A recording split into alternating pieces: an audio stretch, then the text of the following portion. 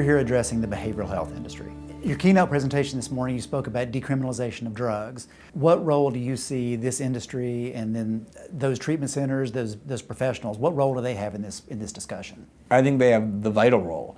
In Portugal, the only reason why decriminalization became politically palatable was because it was removed from the political sphere. And the way it was removed from the political sphere was that the parliament in Portugal formed a commission of apolitical experts, physicians and therapists and mental health experts and addiction and counseling specialists, and asked them to look at the question from a strictly policy perspective. And they issued this very empirical and apolitical series of recommendations that gave cover to the politicians to then vote for it on the grounds that they were just following the advice of experts.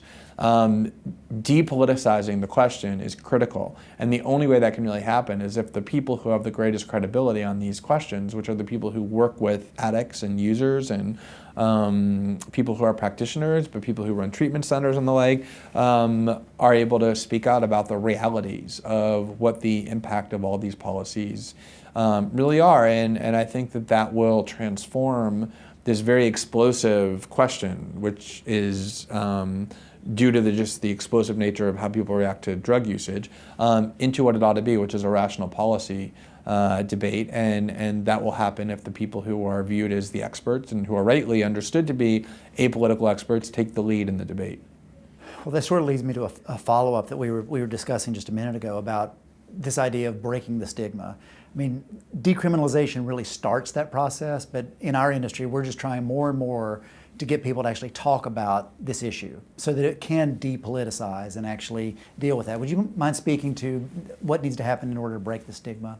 If you think about it, the last thing you should want to do for a person who has a problem with drug addiction is create a stigma around that person that they're criminal or shameful, because what that does is it drives them underground. And when you drive somebody underground, it prevents them from being receptive to, let alone seeking out, the kind of help that they would need in order to redress the problem. What is even worse is that when you create this stigma, you make it so that the relationship between the institutions that can help them, including the government and the state, and that population becomes very strained. If you tell people we're going to put you in handcuffs and put you in cages and prosecute you and brand you a criminal, you create a wall between the people who you could be helping and the authorities that have the ability to do that. And so destigmatization, saying we understand drug usage and drug addiction as a health problem primarily and not as a criminal justice problem, can bring people out of the shadows. And when you bring them out of the shadows, it means that they're willing to acknowledge that they have a problem. It means that they're willing to seek out help. It means they're more receptive to the idea that the government can provide them with services or important educational messages and the like. It really opens up everything. And if you look at the success story in Portugal, what policymakers there will say is by far the most important factor in why it succeeded has been this process of destigmatization, that transforming the question from one of these are criminals into these are people with a health problem has been more than anything else what has enabled that population to get the help and services that they need to reduce their problems with addiction and related pathologies. And that absolutely is the crucial part of the drug policy debate in the United States, is taking it out of the sort of moral and penal context where the goal is to punish people and instead make sure that they have the help that they need in order to make their lives better. Those of us that are in the industry, we were certainly impressed and pleased to see that the governor of Vermont dedicated his entire State of the State address recently to speak about the opioid issues and societal ills as it pertains to his state, and he made a very compelling economic argument. Is this the kind of a tipping point that you think we need in this country, or what are your thoughts on that? Definitely.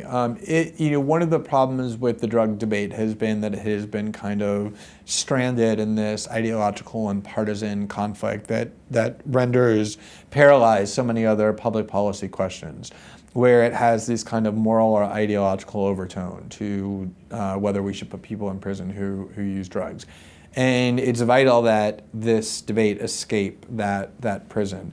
And the way for that to happen is for it to be understood just how much of a waste it is economically for us to continue on this path of criminalization and the drug war. states all over the country are literally no longer able to afford housing the prison population that they have because there are so many nonviolent offenders who are in prison for drug usage.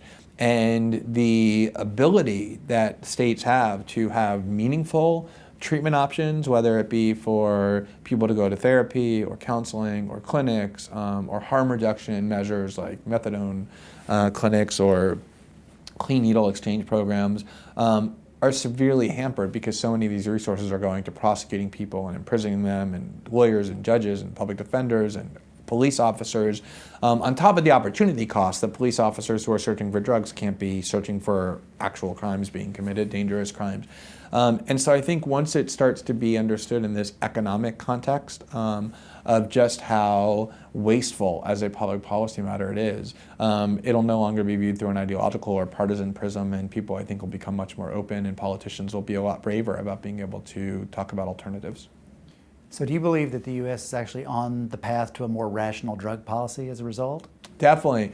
I think if you look at how referenda have played out, beginning with medical marijuana, now going into legalized marijuana, and even overall, if you ask, I think the first time the Pew poll has found that the majority of Americans favor the legalization of marijuana was just 6 months ago. But the trend has been clearly increasing to the point where it reached a tipping point. And these polls show as well that even in decriminalization or legalization of all drugs, including what are called hard drugs, is still a hard sell politically. But certainly there's vast public support for the idea that the prison scheme and the penalization scheme has become much too harsh for the problem. And so, yeah, I think that every change is headed in the direction of liberalization rather than increasing criminalization. Great. Well, we're going to want to stay in touch on all of these issues. Great. I've Let's got a feeling definitely do that. we'll be partners with you on that. That'd be fantastic. Would love to do that. Was there anything more that you'd like to add before we wrap this No, up? that's pretty comprehensive. It's definitely, I think the one thing that I would say is